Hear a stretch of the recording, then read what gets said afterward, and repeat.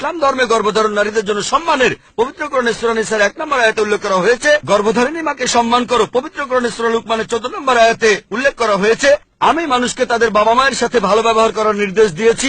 মা অনেক কষ্ট সহ্য করে সন্তানকে গর্ভধারণ করেন, অনেক কষ্ট পেয়ে সন্তানের জন্ম দেন। নবীজি বলেছেন, যদি তোমরা তোমাদের মাকে সোনার পাহাড়ও এনে দাও, তোমাকে যে 9 মাস গর্ভে ধারণ করেছিলেন তার বিনিময়ে, তারপরও শোধ হবে না। ইসলাম এই কথাই বলছে।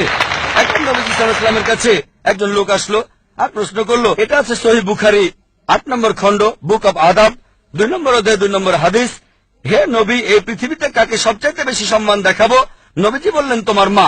লোকটা বলল, এরপরে কাকে দেখাবো? নবীজি বললেন, তোমার মা। লোকটা বলল, তারপরে কাকে দেখাবো? নবীজি আবারও বললেন, তোমার মা। লোকটা বলল, এরপরে কাকে? তখন নবীজি বললেন, তোমার বাবা। তার মানে 75%, 4 ভাগের 3 ভাগ পাচ্ছেন মা, 1 ভাগ 25% সেটা পাচ্ছেন বাবা। এক কথায় মা গোল্ড মেডেল পাচ্ছেন, সিলভার মেডেল পাচ্ছেন, ব্রোঞ্জ মেডেলটাও পাচ্ছেন, আর বাবা একটা সান্ত্বনা পুরস্কার নিয়ে সন্তুষ্ট থাকছেন। ইসলাম আমাদের এমনটাই শেখায়।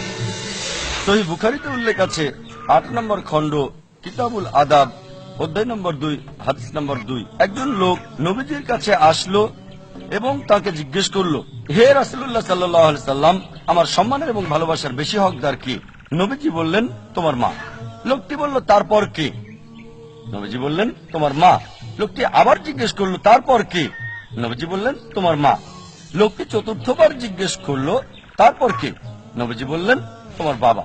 তার মানে 4 ভাগের 3 ভাগ অর্থাৎ 75% যায় মায়ের দিকে এবং 4 ভাগের 1 ভাগ অর্থাৎ 25% যায় বাবার দিকে। সংক্ষেপে মা পাচ্ছেন গোল্ড মেডেল, সিলভার মেডেল এবং ব্রোঞ্জ মেডেলটাও মা পাচ্ছেন। বাবাকে সান্ত্বনা পুরস্কারটা নিয়ে সন্তুষ্ট থাকতে হচ্ছে। এটা সুনানে নাসাইতে উল্লেখ করা আছে, কিতাবুল জিহাদ, অধ্যায় নম্বর 6, হাদিস নম্বর 3106। নবীজি সাল্লাল্লাহু আলাইহি ওয়াসাল্লাম বলেছেন, জান্নাত তোমার মায়ের পায়ের নিচে।